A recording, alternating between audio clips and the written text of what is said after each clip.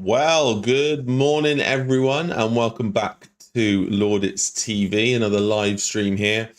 I was going to do a piece on the RNLI because if you are a subscriber to my Laudits channel, you would have hopefully have tuned in yesterday for the live stream down at the RNLI headquarters in Poole, which was quite a somber affair. The people who were there to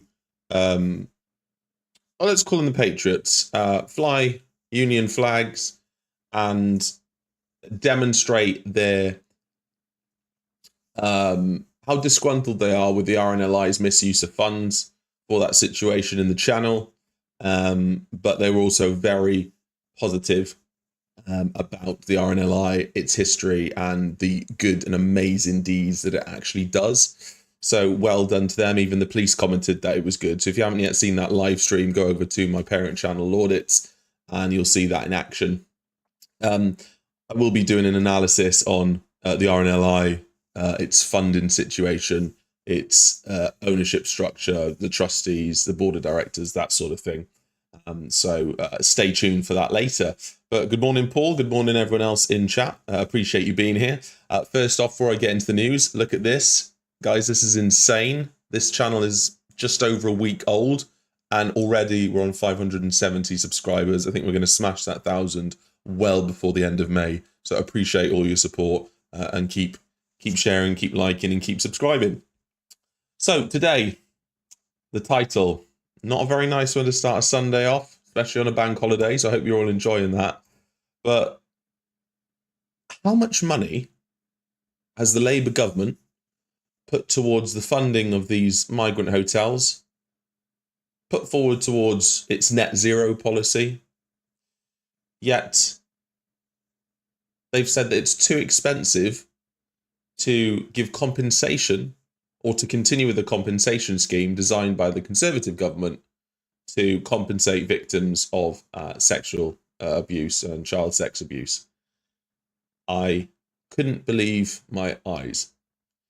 And already, what's that? I can hear in the distance some extreme left rhetoric calling us fascist and bigoted for wanting justice for child sex abuse victims.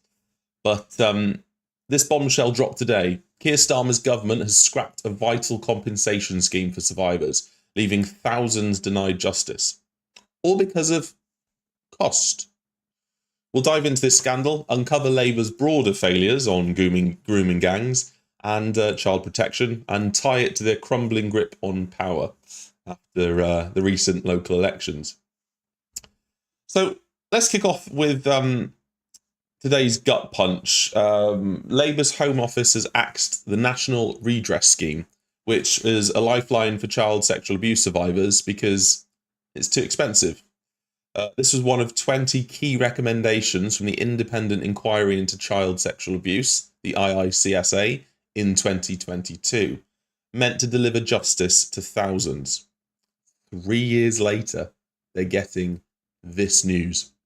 Scotland and Northern Ireland has already paid out hundreds of millions to victims, but in England and Wales, nothing. And they're not going to get anything under Starmer.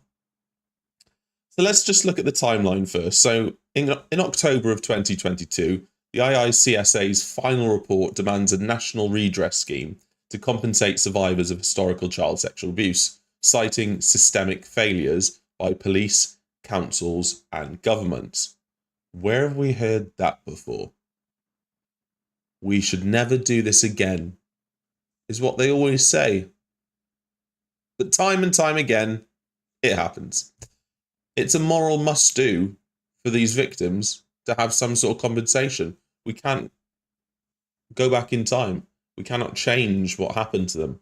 But at least some sort of justice can be served and some form of compensation to make their lives a bit easier.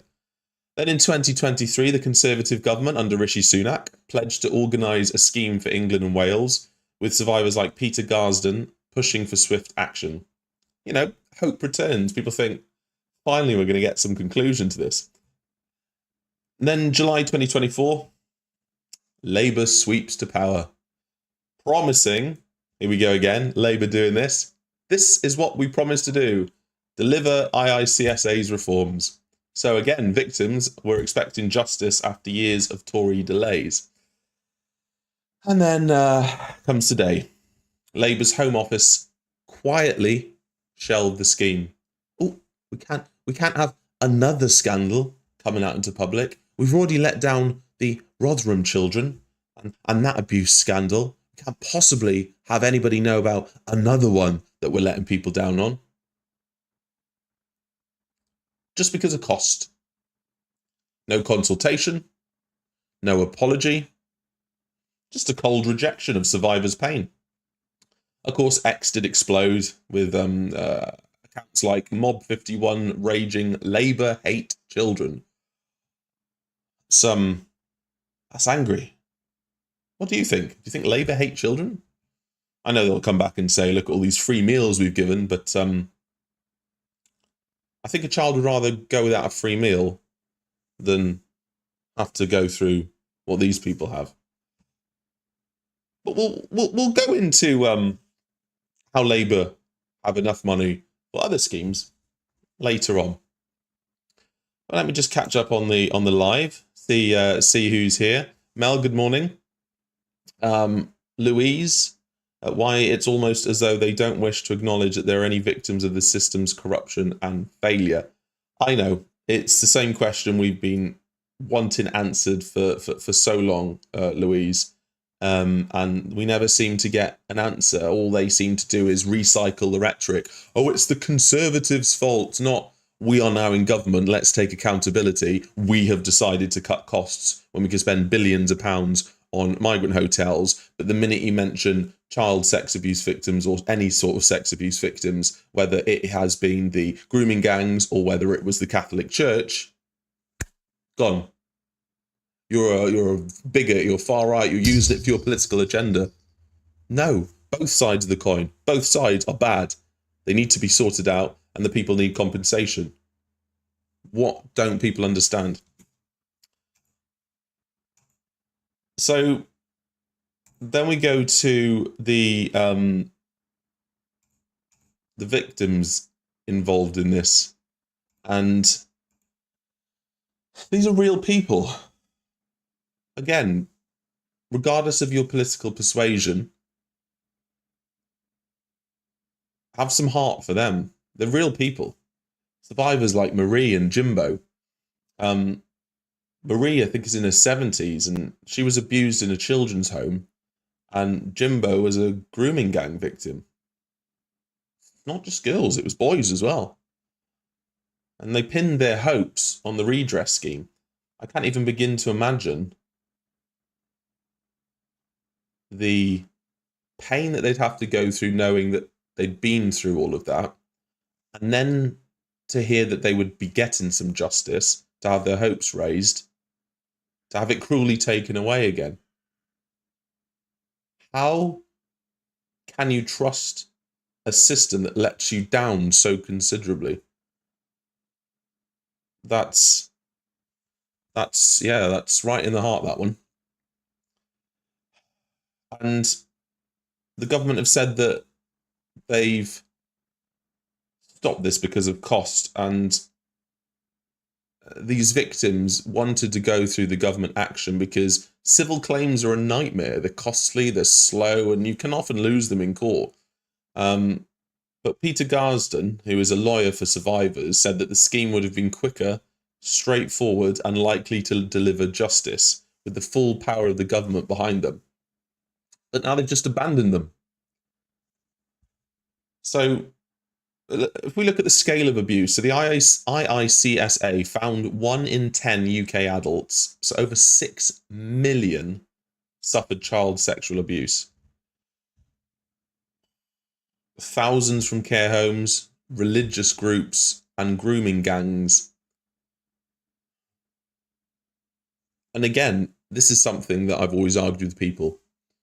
Care homes, religious groups, grooming gangs, they're all bad people. We don't care about their race, their ethnicity, their religion. If you do bad stuff like this, you should be punished for it. And then civil claim failures. Only 12% of abuse claims succeed in court due to time limits and evidence hurdles. The redress scheme would have bypassed this, offering £10,000 to £80,000 per victim, similar to Scotland's model. And it's not just the physical abuse. You've got to consider the mental toll that these survivors would have faced, including depression, PTSD, suicide risk. The NSPCC warned that the delays in justice worsen trauma, with one 13-year-old victim in 2025, 13, 13, struggling after online abuse. Because, these kids have grown up in that era. That's their life. That means everything to them. So an adult, it's bad enough. But for a kid, it's the be-all and end-all. It's terrible. Imagine surviving this sort of abuse as a kid and being told your pain's too expensive to fix.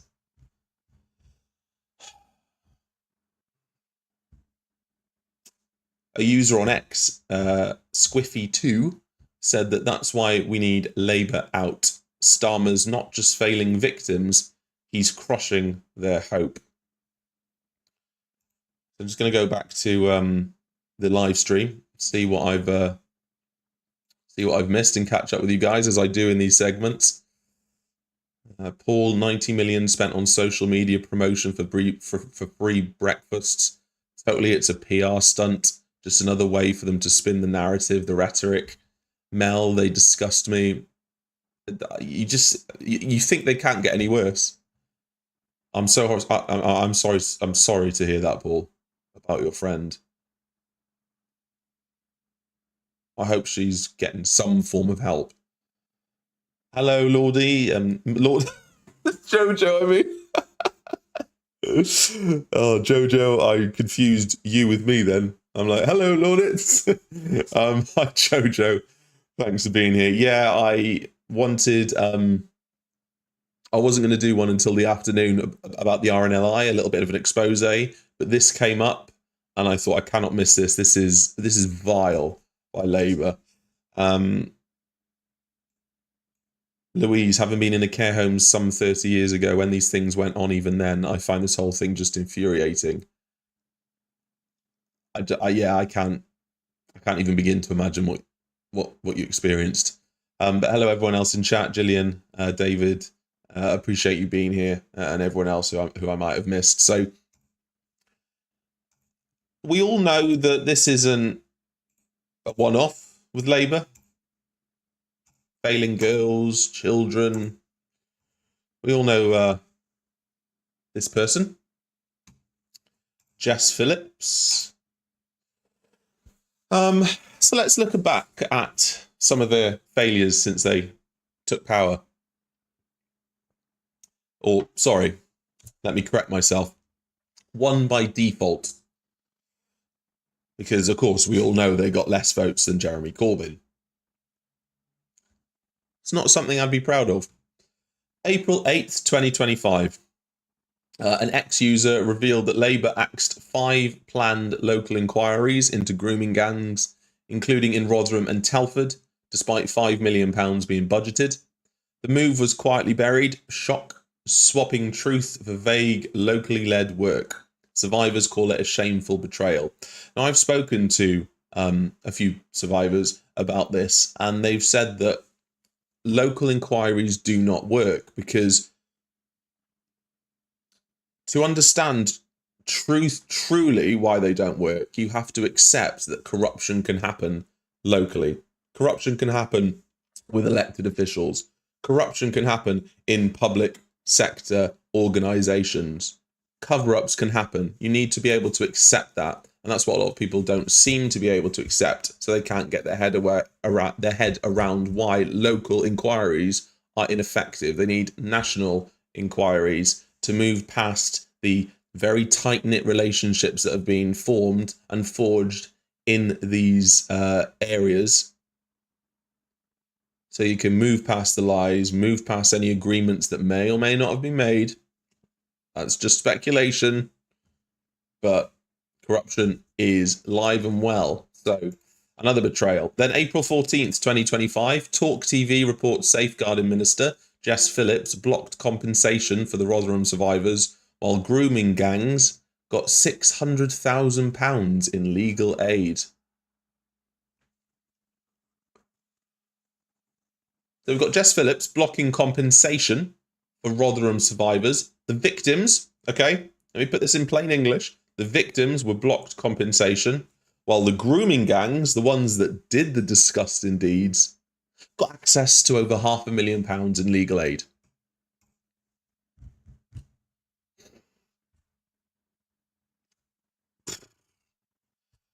April 26th, 2025, another post cited Freedom of Information request evidence that Phillips refused to meet councils and survivors to discuss the grooming crisis, stonewalling justice. Though she'll stand up in the House of Commons and shriek about how she's met survivors, looked them in the eye, called them after hours. Okay, you've done that. Maybe for you to use that as evidence while you're in the Commons to make you feel a bit better.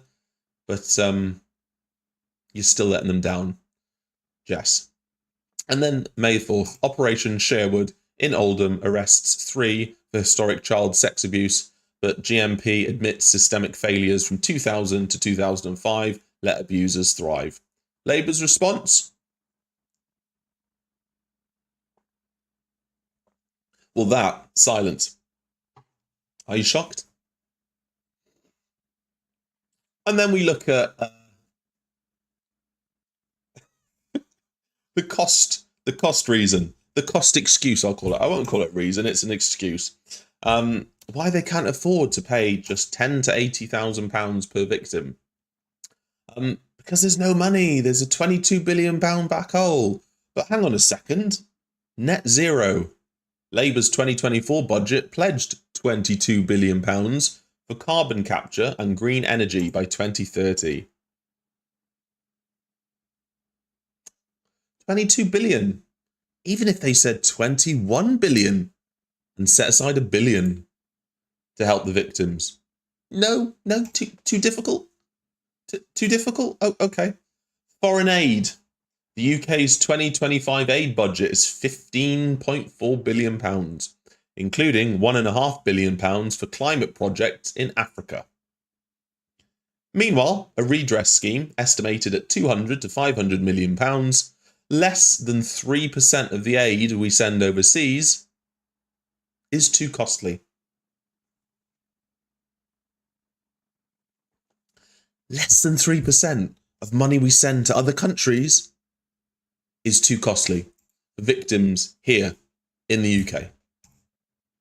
Legal aid for predators. Talk TV, revealed, we mentioned it earlier, £600,000 in legal aid went to Rotherham grooming gang members.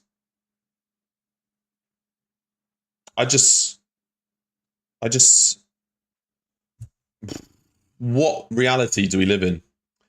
And then smartphone ban scrapped. On March the 7th of this year, 2025, Labour ditched a proposed smartphone ban in schools, which could have curbed online child abuse. The NSPCC warned encrypted apps like Snapchat enable predators, but Labour caved to tech giants. What do you think of that? I'm on the fence with that one. I'm not too sure. Growing up, I didn't have a phone until I was about 16, and that was one of the most basic ones. You know, you had Snake on, which was just to let my mum know where I was at all times. I didn't really use it at the time. I get that kids, like I mentioned earlier, their whole lives are on these things, so it's kind of it's an interesting one. What do you think about that?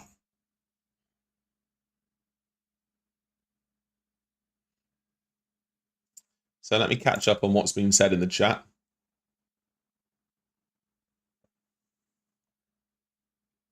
Paul, she's had no help. Vile.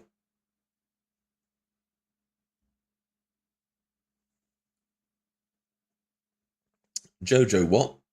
One of the girls took a friend, went to the police, and the police arrested her, and she was in prison. Oh, yeah, I remember that. Again, was that corruption on a local level? Because people think that the police are the police. That's it. the police. They forget that it's made up of individual people in uniform that can be blackmailed, that can be threatened. Yeah, Louise, I know. I'm the same. It's hard because the older I get, the more nihilist I get. And I have to remind myself to not do that, because there are things in this world that are incredibly valuable, and they need to be sacred and they need to be protected before these ideologically driven orcs destroy any more of the fabric of our society. Hi, CP. Mel, there's another one. Yeah, Ukraine. I was talking about this with someone yesterday at the RNLI. What was it? €1 billion ski resort was open in Ukraine.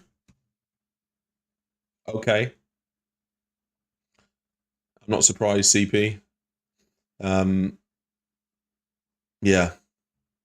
Mad. So what do you think that Reform might have done differently if they were in power?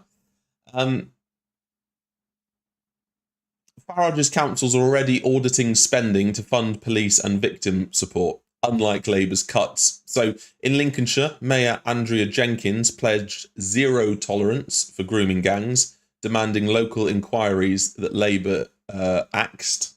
So see how that goes. An anti-woke push. Reform is slashing council DEI schemes already, redirecting funds to practical needs like child protection. As we mentioned in the video, I think it was yesterday, Farage's Freedom of Information Blitz exposed about £60 billion in public sector waste, which, what's that? Barely, not even a tenth, no, barely 1% of that could have gone to fund the redress scheme. So,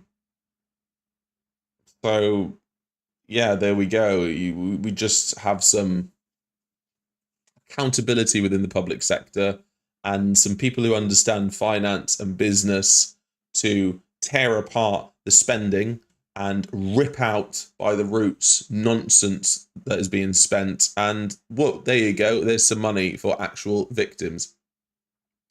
Absolutely mad. Absolutely mad. So what do you think here? Is this yet another nail in Starmer's coffin? Is he already buried and just waiting the next 4 years out? What do you think you would have done differently? What would you have cut to fund this? And what sort of punishment should there be for people that not only have been involved in this, but ignored the victims and made them feel like second-class citizens and, well, criminals themselves?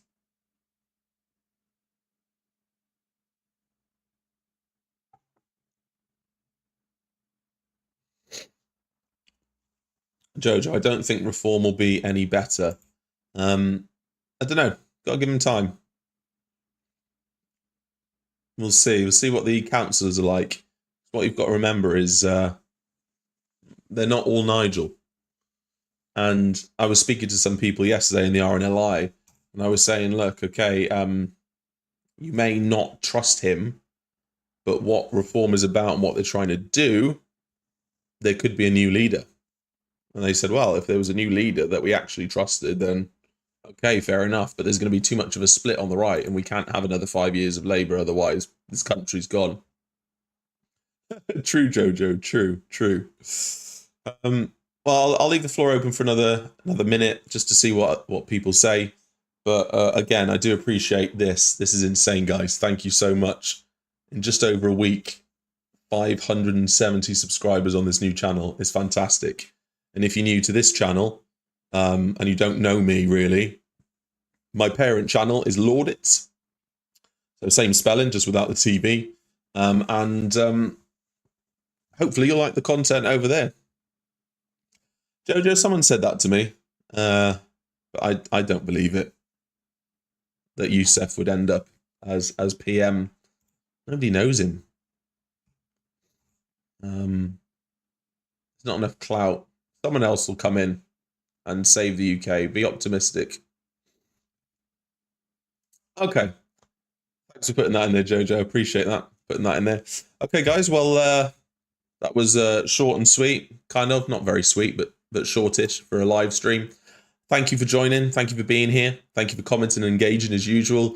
The RNLI analysis video will be up later today, where I'll look at the structure of the organization, its funding sources, the executives as well, their background and interest, and what really is going on in there. So keep an eye out for that.